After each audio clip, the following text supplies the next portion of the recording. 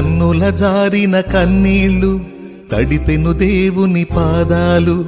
ఇప్పటి నుండి నీ కళ్ళు చూచును దేవుని కార్యాలు. కన్నుల జారిన కన్నీళ్లు తడిపెను దేవుని పాదాలు. ఇప్పటి నుండి నీ కళ్ళు చూచును దేవుని కార్యాలు. ఉందిలే దీవెనా ఎందుక వేదన, పొందిన యాతన దేవుడే మరచునా.